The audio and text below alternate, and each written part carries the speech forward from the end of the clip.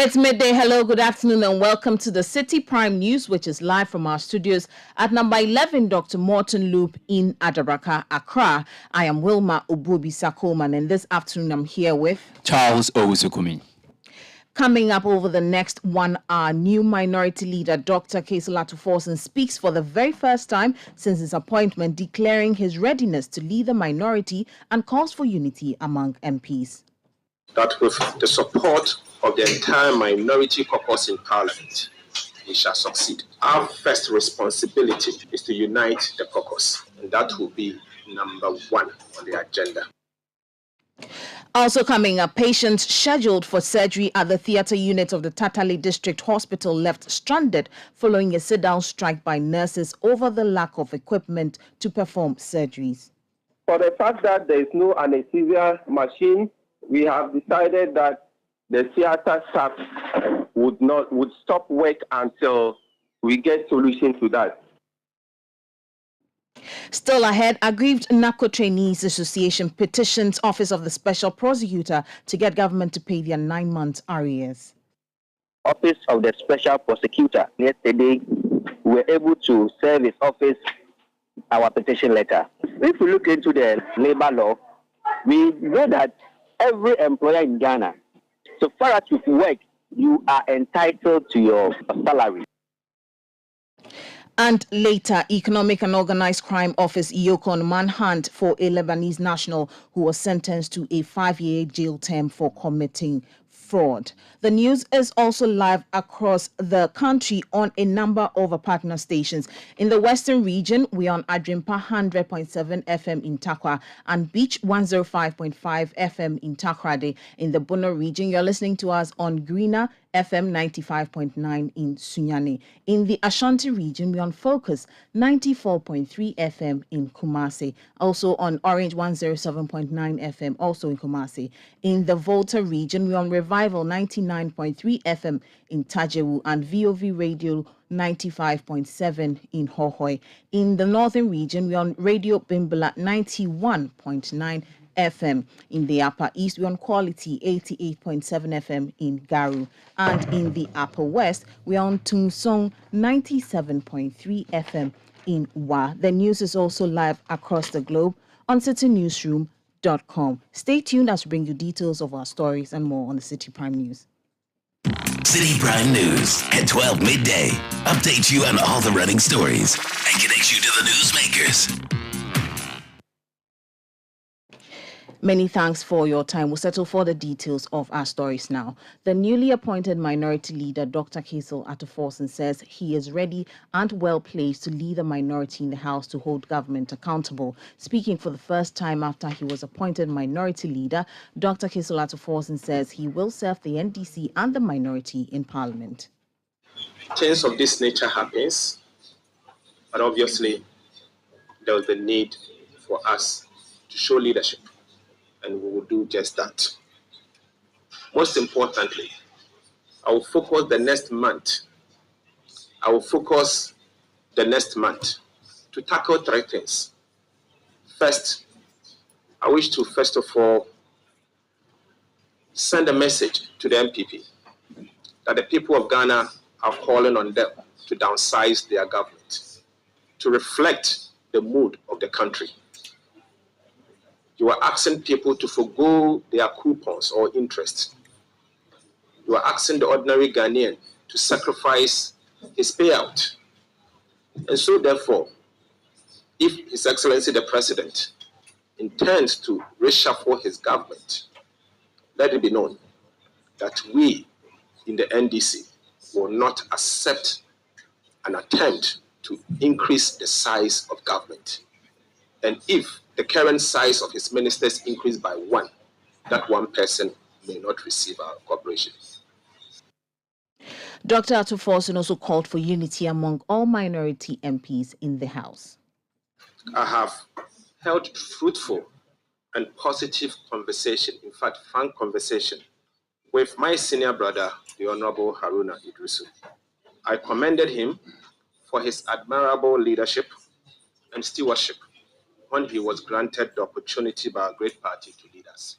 As a leader, it will be my duty to represent our collective goals in particular, with an unwavering dedication, and most importantly, with high integrity. I have no doubt that with the support of the entire minority caucus in Parliament, we shall succeed. Our first responsibility is to unite the caucus, and that will be number one on the agenda. Dr. Atufor also said Parliament is set to embark on a public hearing to examine the 2020 Auditor General's report on the government's COVID-19 expenditure from February 7, 2023. As part of our engagement with the Finance Committee and the Health Committee, we have agreed to do public hearing on the audit of the COVID-19 expenditure, public hearing, beginning on the 7th of February 2023. At that point, we will pay due diligence to the duties given to us as the people of Ghana. We will also embark on a roadshow where we will galvanize the people of Ghana and educate them on the meaning of what this economic crisis is going to take us through. You heard that the newly appointed minority leader, Dr. Cecil Atufor. Still on issues to do with the Minority Front Bench, Executive Director of the Africa Center for Parliamentary Affairs, Dr. Rashid Rahman, has called on the newly appointed minority leader to bring together the old leadership and the entire minority caucus to ensure a credible opposition in Parliament.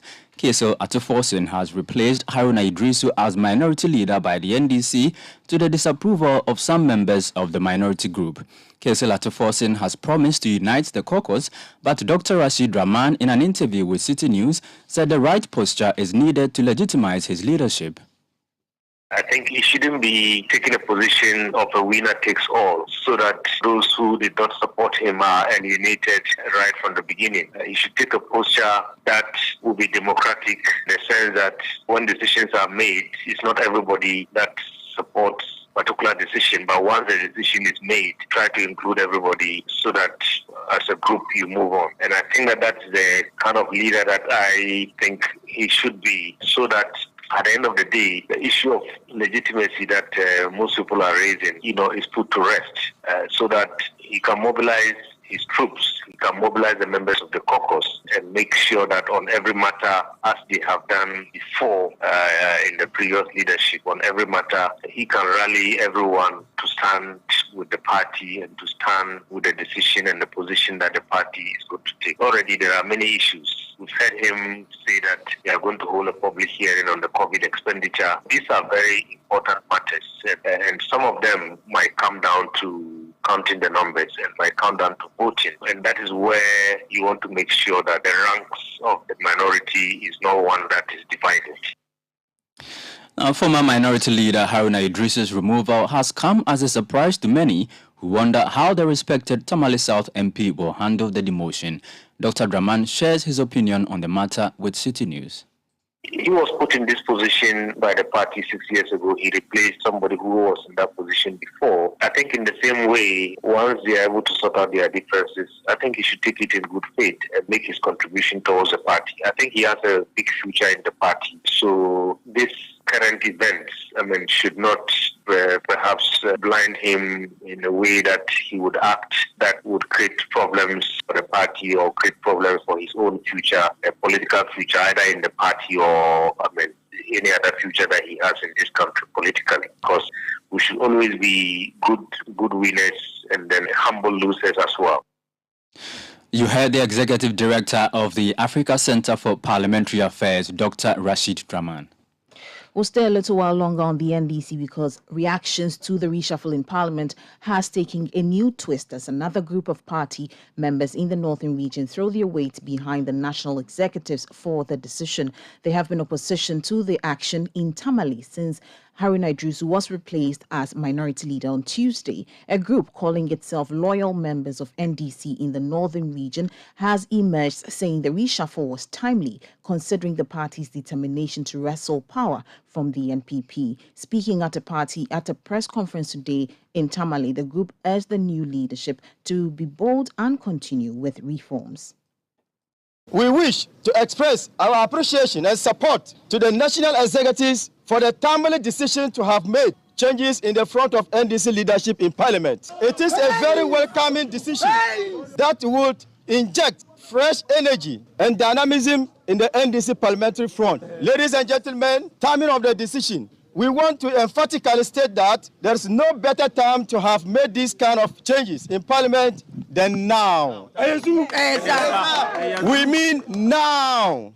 The time is ripe. We have enough time to build consensus for victory 2024. Our expectation of the national executives and new leadership in Parliament to the teeming grassroots of the NDC in Northern Region are to recapture power from the NPP in the 2024 election, to increase parliamentary seats in Northern Region to at least 16, as well as presidential votes to 95% of total valid votes cast. Help promote dialogue and unity among NDC stakeholders in Northern Region. Passionately neutral in all internal party activities in Northern Region. Mohammed Murtala is the convener of the group calling itself loyal members of the NDC in the Northern Region. Now, the theatre unit of the Tatale District Hospital has shut down operations as nurses have laid down their tools. Their demands are that the necessary equipment needed to perform surgeries, including an anesthesia machine, is provided before they resume work. Patients who have been scheduled for surgeries, including those who require emergency surgeries, will have to travel for close to an hour to nearby health facilities. The situation in the hospital is dire for staff as well as. And they tell Citi News, basic logistics like gloves and syringes have not been provided for months. Chairman of the unit's head committee of the hospital, Muhammad Kamaldeen Abubakari, says staff have further given management a 2-week ultimatum to address the challenges or risk having all staff lay down their tools. There's always cases in the facility, but for the fact that there is no anesthesia machine, we have decided that the theater staff would stop work until we get solution to that. But regarding the major equipment, the anesthesia monitoring machine, our supporting lighting system, autoclave machines, those huge ones. What they said was, for a fact, they've been trying, but they are not making any effort. So they threw it back at we, the staff, the unit heads. If we know some benevolent organization or people we think they can support. But we saw that it was a managerial deficiency from their side. They should know where and how to get this equipment. It's a basic equipment in a theater. It is not right to do surgical operation without an anesthesia monitoring machine. And that is the risk the theater people have been facing. And now we are saying no to that. We can't, the people of Tatale deserve better. The people of our neighboring Togo, we get referral cases from them. They need better. It started with nurses or staff at the theater. Do you intend scaling this strike upwards? Yes, please. What we concluded was, after the staff labor, I had meeting with my unit head, and what we agreed on was we will give management 2 weeks ultimatum. If they are not able to provide those basic equipment and consumables, we would go on indefinite strike. That was the chairman of the unit head committee of the Tatale Sanguli District Hospital. Now, the hospital staff also want the medical superintendent of the hospital, who has been away in Tamale for over 3 months, to hand over to other management staff for the smooth running of the hospital. We'll move away from that now. Former Auditor General Daniel Yaw is calling on the Public Accounts Committee of Parliament to urgently look into the latest report on misuse of COVID-19 funds. The latest report by Ghana's Audit Service on the country's COVID-19 expenditure highlighted irregularities in the management of the funds. The report stated that authorities failed to take delivery of some COVID-19 jobs it paid for. The report also revealed that out of over 21 billion cedis mobilized for the fight against the pandemic, only 11 billion cedis was spent on curbing the spread of the virus. Reacting to these infractions, the former Auditor General Daniel Yaw indicated that all institutions and individuals who are responsible for the infractions be prosecuted as soon as possible. The Public Accounts Committee should not wait for 2-3 years before looking at these reports. They should look for funding so that they can look at the reports now and hold the audited institutions accountable. It should not take too long. So public accounts should move swiftly. I've seen them referring people for prosecution and I clap for them. I hope it happens. I've not seen it happening yet anyway. The irony is that money is being misused. But then the Public Accounts Committee, which is supposed to ensure that people do the right thing, they normally don't have money. When I was in office, I don't know if the situation has changed. They didn't have money. Most of their cities were funded by donors. So if they didn't get any financier, they were not going to meet because funding was not readily available to them. The OSP law mandates the Auditor General to refer issues that border on criminality to the special prosecutor, and I think if he should work hand in hand with the Office of the Special Prosecutor, and we see people being dragged to court, people being prosecuted, apart from recovering the money from them, they will bring deterrence into the system. You heard Ghana's former Auditor General Daniel Yaw. Now, education think tank Africa Education Watch has described sanctions meted out to some 73 candidates who flouted West Africa Examination Council WAEC regulations during their Basic Education Certificate Examinations BECE last year as punitive enough. WAEC, in a press statement announcing the release of the provisional results for BECE school and private candidates for 2022, cancelled the entire results of the 73 school candidates and 2 private candidates for the offense of bringing mobile phones into the examination hall.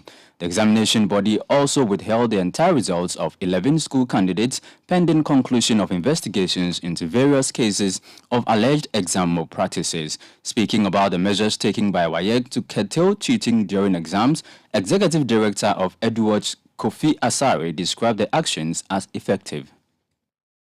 I think it's a very, very punitive measure. An effective one as such. And that is why immediately the results were released, that was the focus of my post on Facebook. Now, let me tell you why.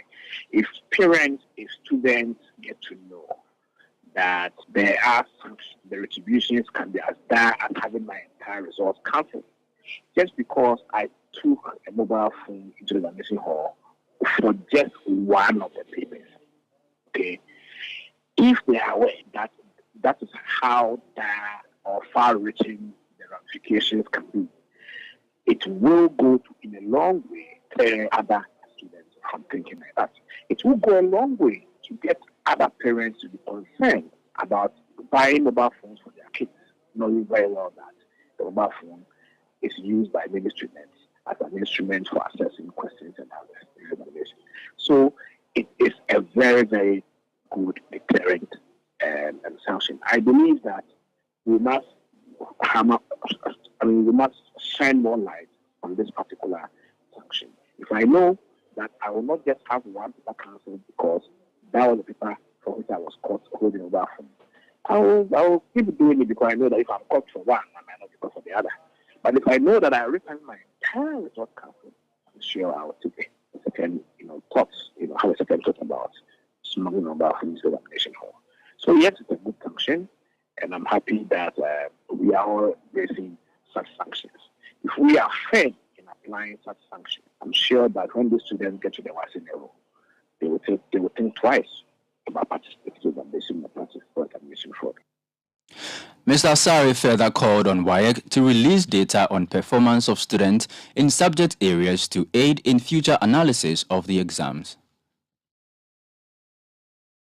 What I would like to say is that WAEC will have to change the official releases they put out after BCE and let it cohere with what they normally put out when it comes to WASI. Putting out releases about BCE and only mentioning number of students who didn't show up and giving details about more practices is not good enough.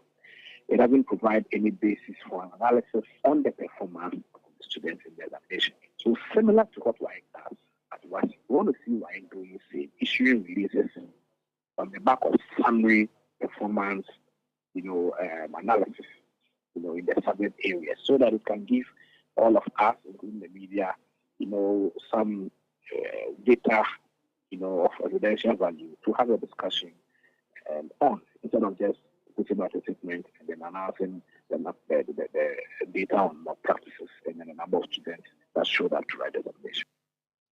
That was the Executive Director of Education think tank, Africa Education Watch. You're still listening to the Citi Prime News live from our studios at Ajabaka in Accra. Still ahead in the bulletin, aggrieved Napco Trainees Association petitions Office of the Special Prosecutor to get government to pay their 9 months arrears. We'll bring you details of this and others shortly. Citi Prime News at 12 midday. Update you on all the running stories and connect you to the newsmakers. Fine, anyone can become the house owner. Oh, wow. Yeah, anyone. Whether market woman, student, professional, even fisherman or cobbler. You go play a real estate gaming platform that allows you to play and stand the chance of winning a house, cash, or other prizes, such as savings towards the house. Simple and easy to play. Visit www.ugoflip.com. Buy a ticket to enter the game. Wait for the end of the game to enjoy the win. Anyone can win. Contact us on 0555222490. Ugoflip. This advertisement has been vetted and approved by the Gaming Commission of Ghana. Play responsibly, not for persons below 18 years, and gaming can be addictive.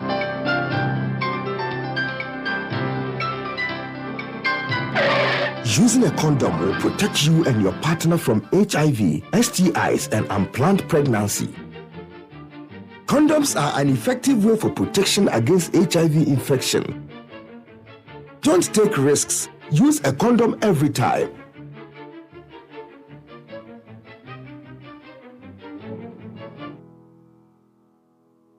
Always come prepared. This advert is brought to you by the Ghana AIDS Commission and Ghana Health Service. Citi Prime News at 12 midday.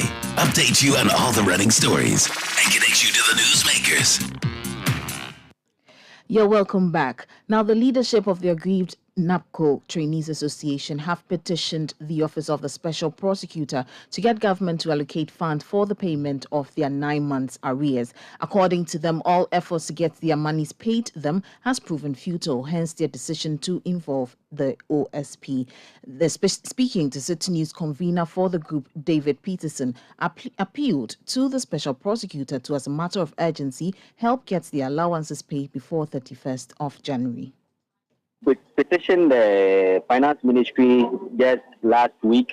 We sent a copy of that petition to His Royal Highness Togbe Afede. We also sent a copy to the CEO for Napco, Dr. Ibrahim Anyas. We also sent a copy to some pressure groups and also to the Honorable MP, Samuel Okudjota Blakwa. That was last week. So after that, there was an issue of corruption and human rights abuse with regard to our issues. Then we said that if there are issues of corruption and human rights abuse, then we should write another one to the Office of the Special Prosecutor. Yesterday, we were able to serve his office our petition letter. If we look into the laws of Ghana, the labor law, we know that every employer in Ghana, so far as you work, you are entitled to your salary or stipends or allowance. So we Napco trainees were accused and we were working very hard. We find always a means to transport ourselves from our various homes to our workplaces. Those transportations were not fought by the government. We ourselves use our own money. I said we have to borrow from friends and family to transport ourselves to our various workplaces. So if we have worked for you, government, for 10 months and you tell to go and sit home without paying us, it's against our human rights and also against the labor law of Ghana. That was the convener of the aggrieved Napco Trainees Association, David Peterson. Now, the Economic and Organized Crime Office, YOCO, has launched a manhunt for a Lebanese national who was sentenced to a 5-year jail term for committing fraud. Naji Khalil was on the 5th of August 2020 arraigned at the Accra Circuit Court 4, presided over by His Honor M.E. Isando after having been investigated for serious offenses. The accused at the time of investigation was a member of a notorious international organized criminal group. He was charged with conspiracy to defraud by false pretense, defrauding by false pretense, participating in organized criminal group, conspiracy to commit crime, to wit money laundering and money laundering.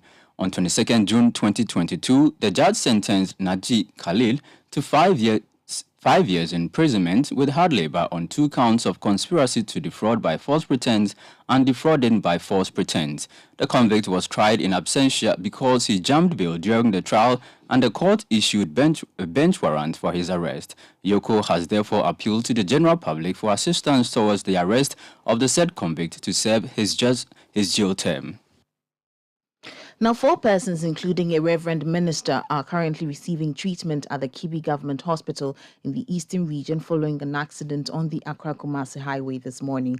The accident involved 4 different cars. According to preliminary investigation by the Kibi MTTD, a Toyota Vitz headed towards Accra had a tire blast around Brimiso, forcing the vehicle to drift. A trailer and a Highlander vehicle heading from the opposite side in an attempt to swerve the Vitz collided with a 4th vehicle, a Toyota Hilux. The 4 who sustained injuries were quickly rushed to the Kibi Government Hospital by the National Ambulance Service, where they are currently on admission receiving treatment. The police, who have begun investigations, have made arrangements for towing trucks to help manage and control traffic situation on that stretch.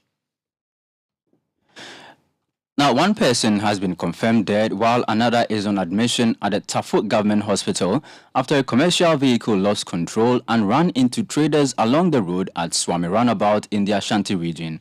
Eyewitnesses say the driver of the vehicle experienced a brake failure resulting in the accident. 1 other person sustained minor injuries and has been treated and discharged. The hospital is calling on members of the public to help identify the deceased person. Nyimfa Asamoah is a nurse at the Tafut Government Hospital.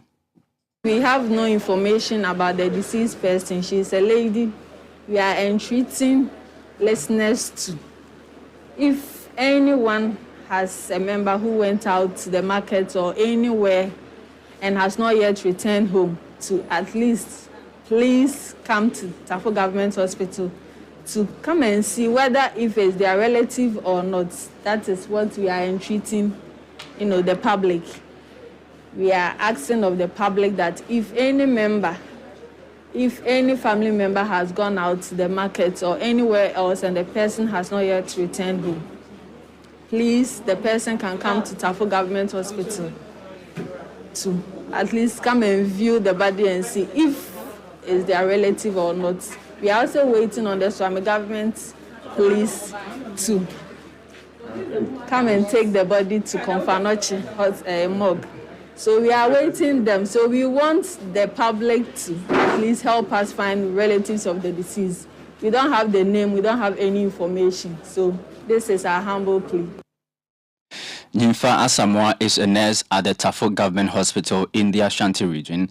Meanwhile, Citi News checks reveal that the driver of the vehicle has been detained by the Swami District Police Command.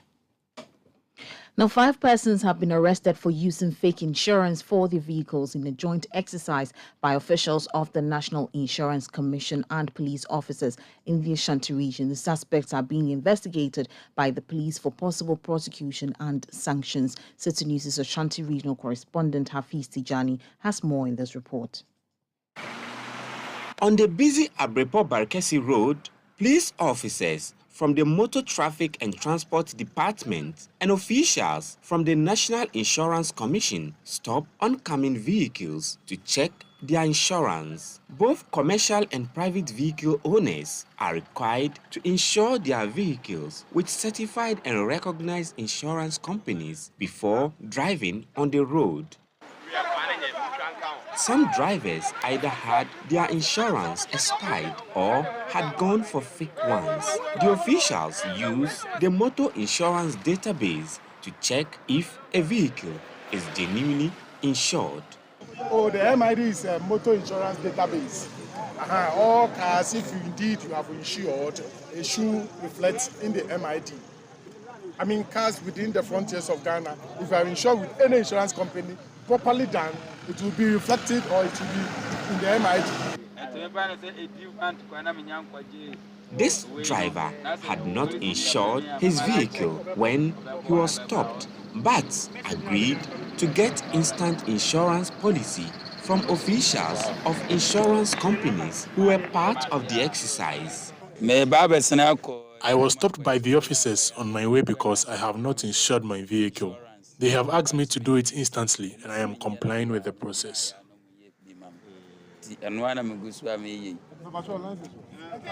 Fake insurance was, however, detected on the vehicle of another driver who claimed he acquired the insurance at the offices of the Driver and Vehicle Licensing Authority. The person, I have his number, but I don't know whether he's been around or what. I don't know, but his number is here. I have his number, but I don't know. How can you get that person?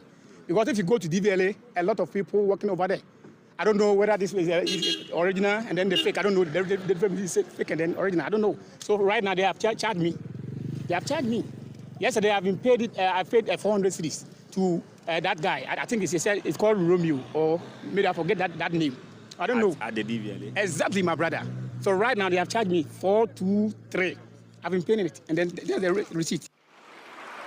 Ashanti Regional Manager for the National Insurance Commission, Dennis Farouk Dramani, confirmed 5 vehicle owners have been arrested for using fake insurance. He advised motorists to ensure they acquire genuine insurance policies for their vehicles. So far, we have gotten several vehicles that have their insurances expired. And when that happens, we get the insurance companies to do the insurance instantly before we release the vehicle to go on road, because it is risky for a vehicle to be on the road without insurance at all. So instantly you do it. And then we have also been able to get about 5 insurances that are fake, completely fake. On this note, what I want to say is that in the past years, we used to arrest a lot of fake insurances. But this year, we have realized that the numbers have come down drastically. So 700 over plus 400 over 1,000 vehicles, and we are getting 5 insurances that are fake. I think it is impressive, which means that the motor insurance database that the Commission has brought has really done a lot of good to the industry. In the past, I can tell you, we could have gotten over 20 vehicles that have fake insurances. So 5 is a good number. However, 1 fake insurance is a case for us. And so the 5 that we have arrested, we have taken them to the police station. We are going to do further investigations to find out who did the fake insurances for those vehicles. And we are going to prosecute those persons that have done the fake insurances. The National Insurance Commission says it will continue to collaborate with relevant state agencies to enforce laws regarding motor insurance. Hafiz Tijani, Citi News, Ashanti Region. Now, the National Concerned Small-Scale Miners Association has described as untenable the burning of some 12 excavators as well as other equipment seized at the Bunuso portion of the Odan River Forest Reserve and the Koburo Odaho portions of the Apramprama Forest Reserves, both in the Bekwai district of the Ashanti region. Speaking to Citi News, President of the association, Michael Kojo-Pepra, argued that the earth-moving equipment could be used for land reclamation as well as serve as an exhibit during prosecution of illegal miners. Michael Kojo-Pepra has warned that Ghana risks losing over 40% of its forest cover to illegal mining if it does not take steps to curb the menace. As a matter of fact, there are a lot of illegal mining going on in our various forest reserves. We only brought about a few of them. The Forestry Commission couldn't even go to some of these forest reserves. And we are looking forward to that. As a matter of fact, not only in Ashanti region, when you go to the western region, they are there. When you go to central region, they are there. When you go to western north, they are there. And this is something that has been going on. And it's about time we all speak to this illegal mining in these forest reserves. If we don't sit up or if we are not serious, Ghana is going to lose over 40% of its forest cover in this country if illegal mining in this forest reserve is being kept. So we are only telling and bringing the attention of the minister. If indeed is not aware, this comes to confirm whatever we are saying. Michael Kojo-Pepra is the president of the National Concerned Small-Scale Miners Association. Now, a Deputy Finance Minister, Dr. John Kumah, is charging the Ghana Revenue Authority to deploy new strategies to improve the country's revenue mobilization efforts. The minister says government requires more revenue to address the current economic challenges. He made the statements at the International Customs Day celebration in Accra. Allow me to congratulate the GRA staff for working to ensure that we achieve our set target for 2022. But we do not need to rest on our horse. As we begin the year 2023, let us remind ourselves that we have been given a set target to collect 105.998 billion Ghana cedis. That's almost 106 billion. Let us therefore put our shoulders onto the wheel and work hard more determined than ever to enable us to achieve the 2023 revenue target. I know with our team spirit and fortitude, we will again achieve our target for 2023. Dr. John Kumah is the Deputy Finance Minister. Now, the Commissioner of Customs, Seidu Idi Issa, noted that the Ghana Revenue Authority has set a revenue target of 105 billion cedis for the year 2023. The country revenue as a ratio of GDP is just around 14%, and one of the lowest in the sub-region. We seek to achieve at least a 20%, which is comparable to what the regional average is.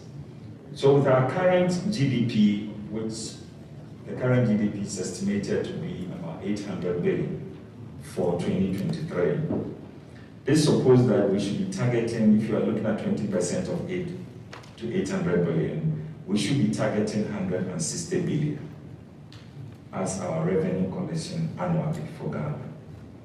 But the 2023 revenue target for the authority, however, is 105 billion, 998.73 billion. And that's about 54 billion lower than what we are supposed to be targeting. I wish to urge you all to work even harder in this year. We all should be more resolute and determined to finding innovative ways to improve our revenue mobilization and to bridge this gap.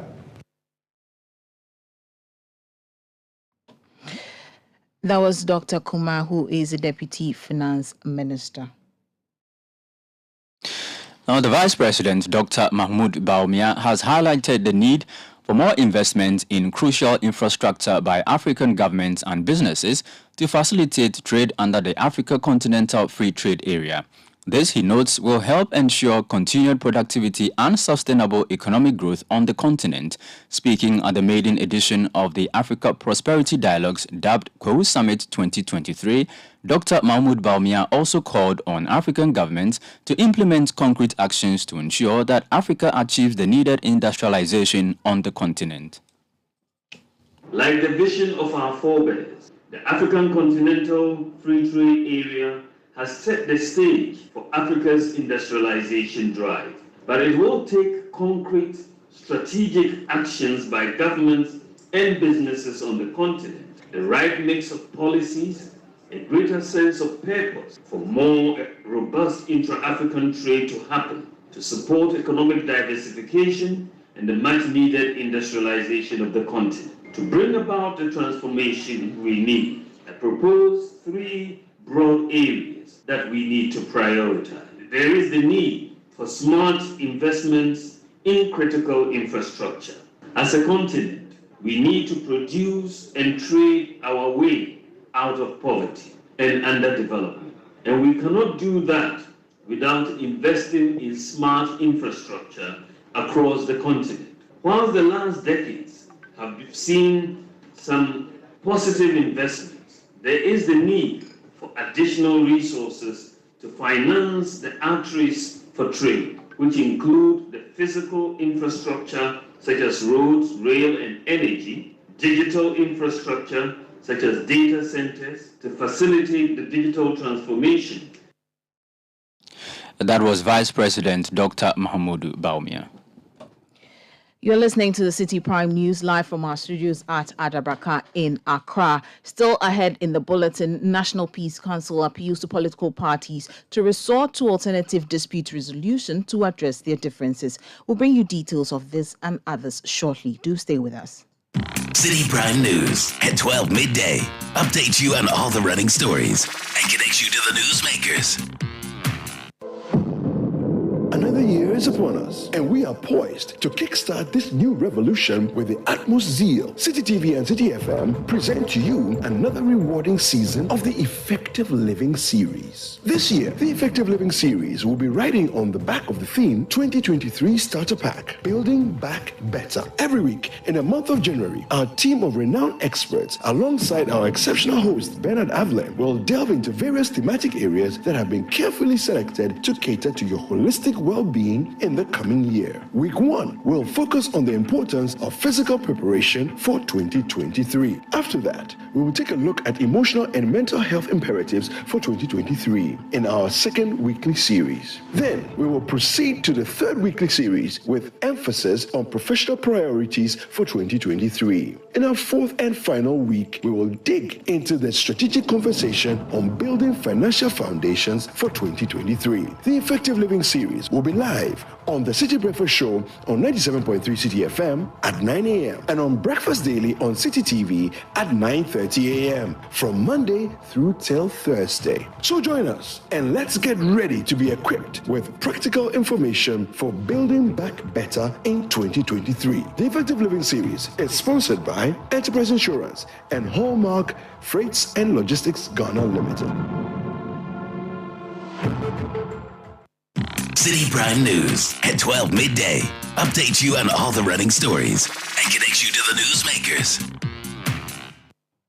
Yeah, welcome back. Many thanks for staying with us. We'll continue with the bulletin. Now, the National Peace Council is appealing to political parties to resort to alternative dispute resolution to address differences. The council believes conflict resolutions will go a long way to prevent violence during elections. Speaking during a meeting with leaders of various political parties, the chairman of the Conflict Resolution Committee of the council, Joanna Ajua Opare, indicated that it is important to adopt these mechanisms to deepen the democratic process and preserve the unity of the country. We also wish to encourage all political parties to use internal party procedures in addressing intra-party challenges at all times. The Council believes this will go a long way to even enhance Ghana's image in the democratic space. As you are all aware, the 2020 elections recorded some violent incidents and deaths. It is the conviction of the National Peace Council that a meeting like this will create the platform for fraternizing continuous engagements and discuss objectively strategic means of strengthening relationship among the political parties towards sustainable peace of Ghana.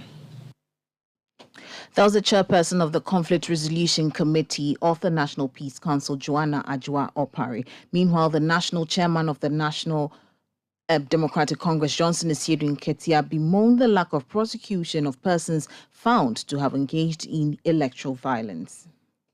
As we keep on repeating, if punishments are not issued, then it goes on to encourage other people to find means of retribution in subsequent elections. So we think that the way to peace is to ensure that wrongdoers are punished.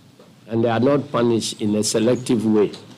Everybody who has done something wrong ought to be identified and punished. It is our hope that state actors will be impressed upon to do what is required of them so that together we can work towards the peace of the country.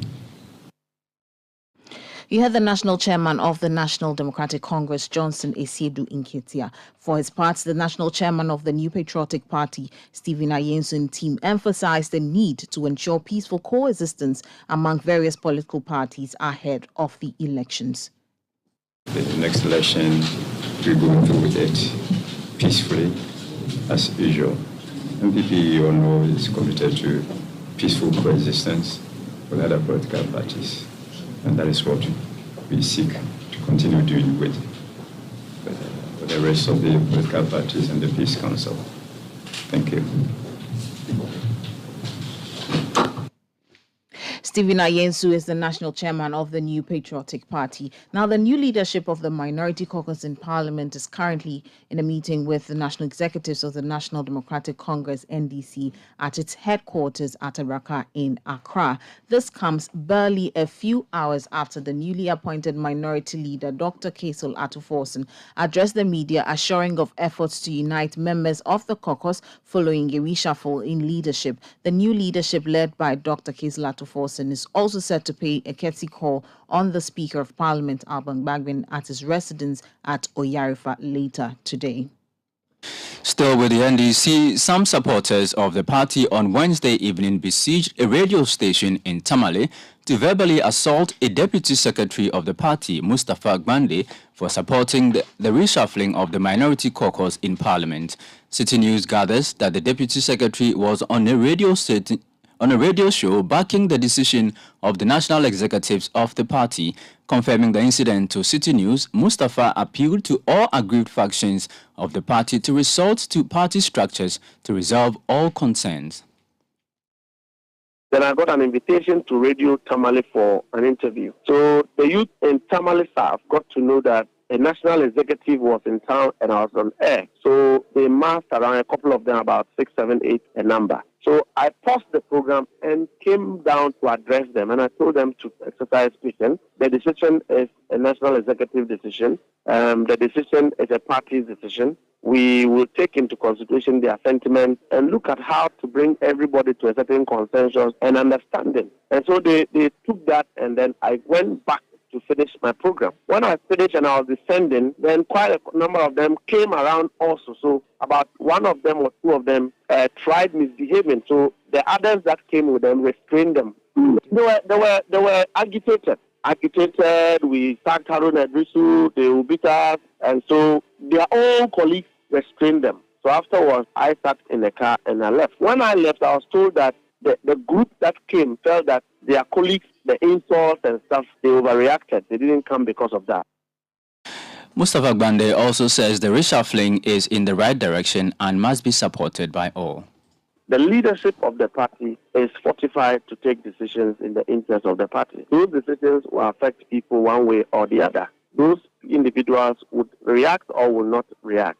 In this matter, I have not heard Honorable Harun Edrisu, who is a minority leader, I haven't heard him complain. I haven't heard Honorable Mutaka complain. We are only seeing some constituents or section, just about few percent of the constituency reacting and going rampant. This is normal of political decisions that are very unpopular. But you also know that unpopular decisions yield very good outcomes. But at least we have that precedence to talk about. Very unpopular decisions yield very good outcomes. I also do know that it is not a decision that is individually targeted. It is not a decision that is driven by sentiments of other sections. It's a decision that we believe is in the interest of the collective party. I also believe that this will strengthen us more than we have been.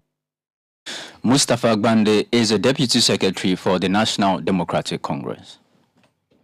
Now to some other stories. The Electricity Company of Ghana office in the Volta and Oti regions says it will intensify community education on bush burning by farmers. The company says its operations have been affected by bushfires that destroy some electrical poles in the two regions. Public Relations Officer of ECG in Volta and Oti regions, Benjamin Entry, in an interview with Citi News, cautioned farmers to use the proper means in controlling bush burnings. But during this period, that's the Harmattan period, one of the challenges that we always face, or that prevents us from delivering on our farm, has to do with bushfires. People setting fires around our pools and all that. And our investigations have revealed that some farmers set fires to clear their land, some headsmen set fires to grow fresh grass for the cattle that they have been put in charge of, and then some hunters set fires to hunt animals.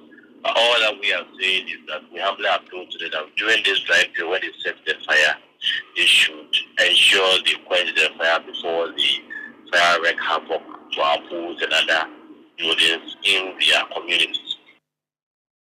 Benjamin Entry is the Public Relations Officer for ECG in Volta and Oti regions. Now, stakeholders in the education sector have entreated the government to fulfill its budgetary allocations to the sector to improve quality. The Ghana Commission for UNESCO has expressed worry over underfunding of education despite increasing access.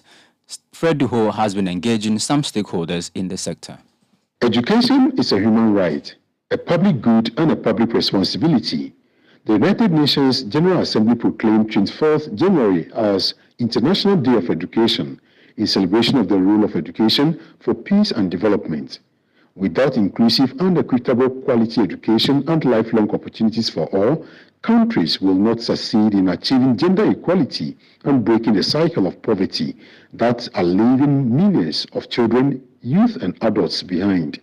Today, 244 million children and youth are out of school, and 771 million adults are illiterate. Their right to education is being violated, and it is unacceptable. It is time to transform education. Speaking to Citi News, the Principal Program Officer at the Ghana Commission for UNESCO, Moses Geme, called on the government to commit resources to other aspects of education to improve on quality. All that UNESCO is asking for is that government should stick to the commitments that they have made. If we have said that we are going to allocate about 23% of our annual budget to education, we should source funding, internal funding, domestic funding. We should try and raise that money, then we can pump into the education sector. Without the financing, we are going nowhere. And in this morning, another team asked the question that, can we really take a particular government on for not actually adhering to the promises that they have made?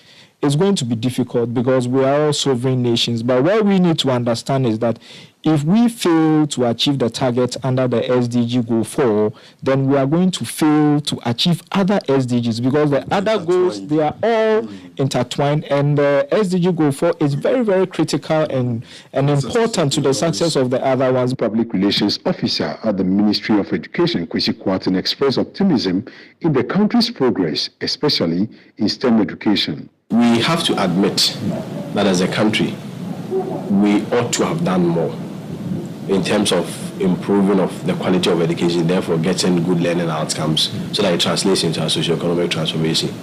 So there's been that gap when it comes to the quality component. I mean, if you have heard the Minister for Education recently, he has always been championing that in the 21st century, we cannot memorize ourselves out of poverty. And so there's a more reason why within the 21st century, we have to now move within the direction of STEM. So today is not, the focus is not even so much on the peer certificates, but skills. Today, we have introduced TVET.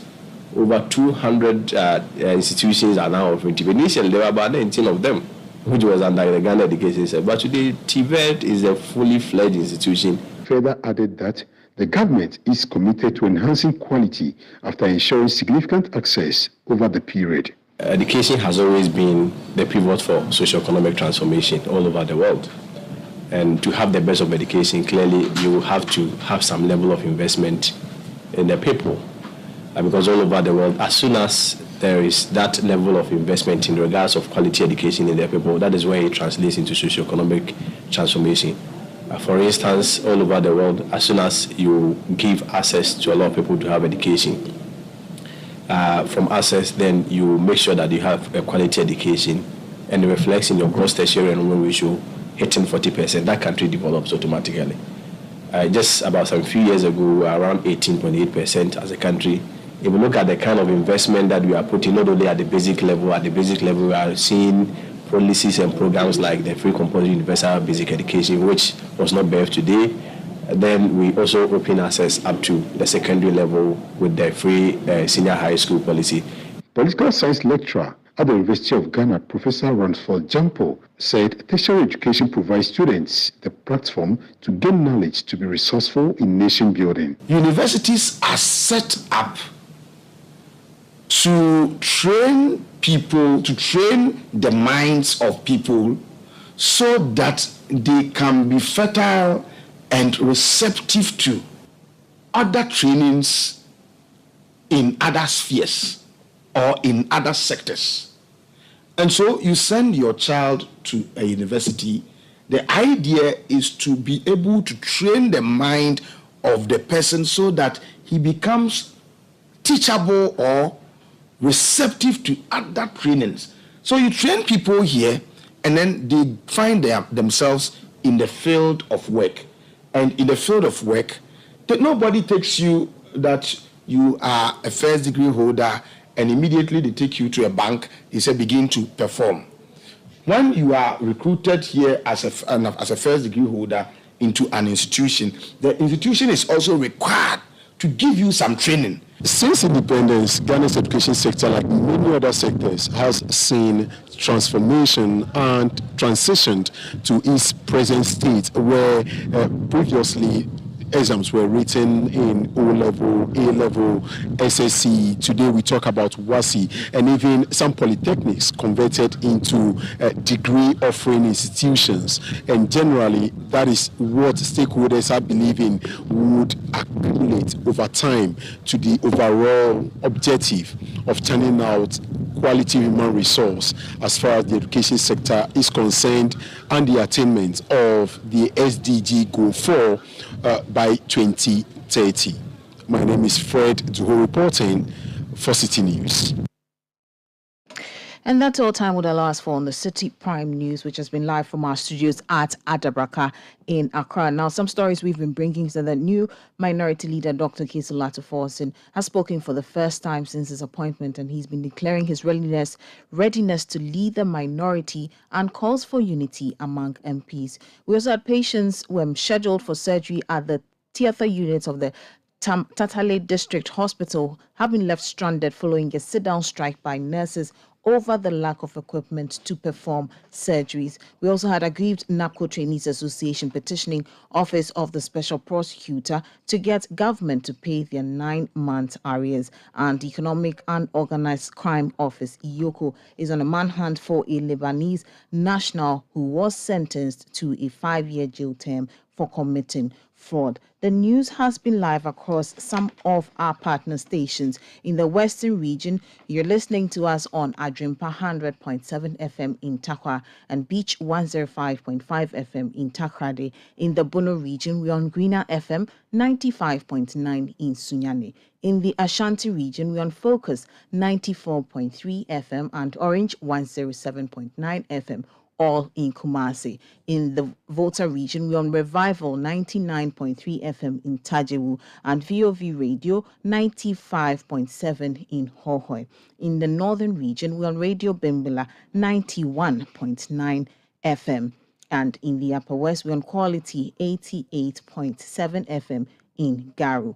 In the Upper West, we are on Tungsong 97.3 FM in Wa. Then you can, for more news, you can log on to our website, citynewsroom.com. I am Wilma Obuobi Sakoman, and this afternoon I was here with Charles Owusukumi.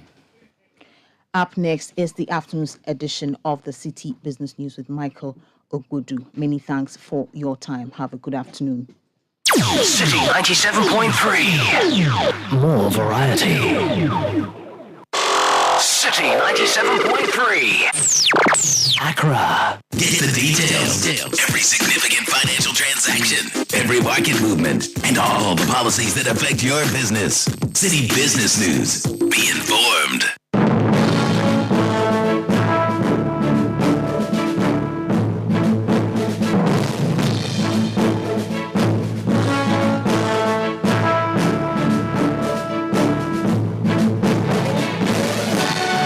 Hello and welcome to the afternoon's edition of City Business News, proudly brought to you by your most comprehensive business news website, citybusinessnews.com. I am Michael Obodu. Coming up, Vice President Dr. Mahamudu Bawumia stresses the need for investment in infrastructure to ensure AfCFTA thrives on the continent. And Bank of Ghana announces opening of regulatory sandbox to admit first batch of participants.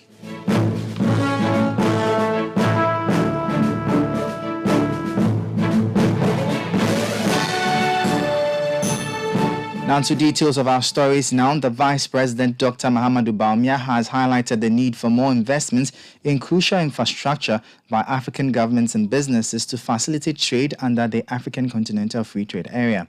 This, he notes, will help ensure continued productivity and sustainable economic growth on the continent. Speaking at the maiden edition of the Africa Prosperity Dialogues Napco Summit 2023, Dr. Bawumia also called on African governments to implement concrete actions to ensure that Africa achieves the needed industrialization. Like the vision of our forebears, the African Continental Free Trade Area has set the stage for Africa's industrialization drive. But it will take concrete, strategic actions by governments and businesses on the continent, the right mix of policies, a greater sense of purpose for more robust intra-African trade to happen, to support economic diversification and the much-needed industrialization of the continent. To bring about the transformation we need, I propose three broad areas that we need to prioritize. There is the need for smart investments in critical infrastructure. As a continent, we need to produce and trade our way out of poverty and underdevelopment. And we cannot do that without investing in smart infrastructure across the continent. While the last decades have seen some positive investments, there is the need for additional resources to finance the arteries for trade, which include the physical infrastructure such as roads, rail, and energy, digital infrastructure such as data centers to facilitate the digital transformation. That was the Vice President, Dr. Mahamudu Bawumia. Meanwhile, Chairman of the Board of the Ghana Investment Promotion Center, Alex Dade, advocated the need for African governments to incentivize private sector players to invest abroad in developed markets. We are determined to change. We are, however, determined to change the strategy and focus away from only exporting these abundant natural resources and low-value manufactured products. We believe that the African private sector must be incentivized to invest abroad in developed markets and repatriate profits back home, like our foreign competitors do. This is one of the surest ways to shore up our local currency. That was Chairman of the Board of the Ghana Investment Promotion Center, Alex Dade. Now, away from that, the Bank of Ghana is announcing that its regulatory sandbox is open from February 13, 2023 to March 14, 2023 to admit the first batch of participants. The BOG stated that the regulatory sandbox will support innovations of specialized deposit-taking institutions and payment service providers, non-bank financial institutions, and aspiring fintech startups. Here are excerpts of a statement from the Central Bank read by my colleague Nashika Caesar.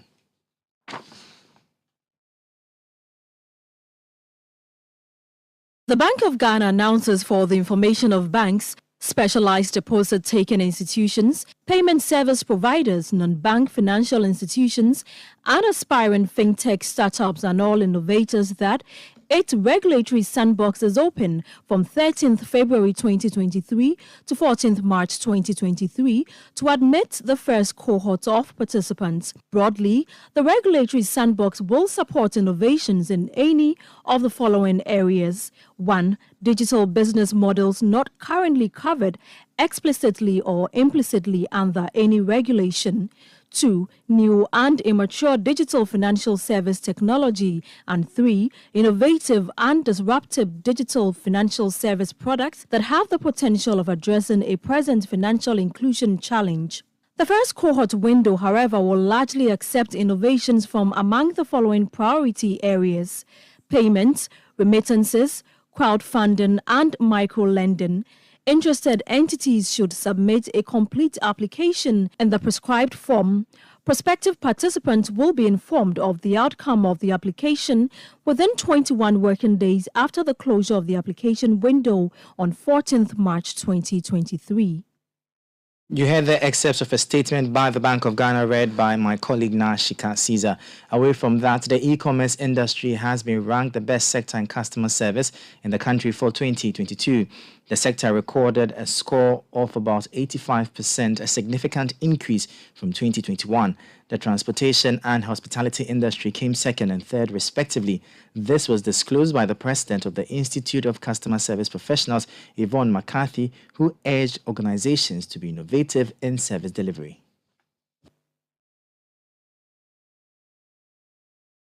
I always say that we have to look at a triangular solution. So we're looking at the people at the top. We have to have a nationalistic approach to our customer service problems. We have to have things like regulators, we have to have government sitting in and also pushing the agenda of customer service. And then we have to look at the organizations. They have to employ the right people, train people properly, treat people well, and then individuals also have to understand they have a part to play. That was the president of the Institute of Customer Service Professionals, Yvonne McCarthy. Now, economist Dr. Patrick Esuming says if the country's governance in the fiscal space is not given a second look, the debt exchange program will be of no real significance. This comes as government is restructuring its debt as part of efforts to secure an IMF deal. Already, it has received major opposition from various groups, with some threatening legal action to be exempted from the haircut. Speaking during the public forum on Ghana's debt exchange program, Dr. Esuming stressed the need for fiscal discipline to improve the country's position. If you look at some of the things we are talking about, so if you look at some of the things that has come out of the IE, some of the things that have come out of the individual bond holders forum, some of the things that are going to be in the current program we are discussing, a lot of them were in the last program. The issue about exemptions that is going to be discussed widely again, they were there. The issues about private property taxes were there. A lot of So we did do the Fiscal Responsibility Act. But, we've seen that when the laws are being passed, it appears that because the parliamentarians know that they are the ones who eventually run the government, it appears that there's a deliberate attempt to create a space where you can jump when it becomes necessary, so that you pass the law, but you find ways to make sure that you're not actually following what is in the law. So I think the biggest travesty from this is to is to allow the debt exchange program to go on without having a reform of how our governance runs. That was economist Dr. Patrick Esuming. Now, finally, Senior Manager for Tax Services at KPMG, Gordon Dade, is urging the government to reintroduce the tax amnesty policy to improve compliance and rake in more of the needed revenue. He, however, adds that this must come with some adjustment to the policy to prevent abuse. This report has the rest of the story. Last year, the Ghana Revenue Authority announced a grace period for defaulting taxpayers to fulfill their obligations without the mandated penalty. The Waiver of Penalty and Interest Act 2021 Act 1065 granted a waiver of penalty and interest on accumulated tax arrears up to the end of December 2020 for persons who made arrangements with the GRA for payment of the principal tax by end of December 2021.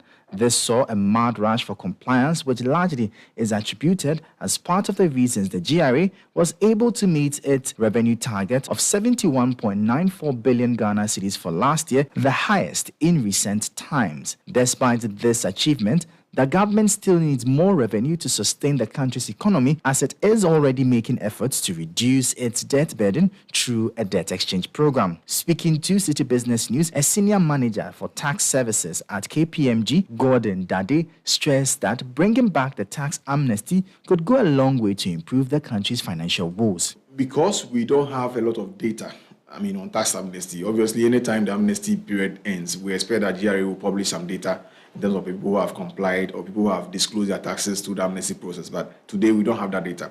But I can say that from a consultant perspective, KPMG, over the period, anytime amnesty comes, especially the 2 or 3 months to the end of the period, you will see a lot of taxpayers rushing. That was Senior Manager for Tax Services at KPMG, Gordon Dade, ending that report. And that's it for the afternoon's edition of Citi Business News. I am Michael Obudu. For more stories, check out our website, citibusinessnews.com. Thank you for listening. As always, please stay safe. Citi News. We speak first. Reach our hotline on 0302-224959 and get interactive on Facebook, Citi 97.3 FM, and on Twitter at Citi 973. Roses are red, violets are blue, Valentine's is approaching, so get ready for Shades of Love too. Shades of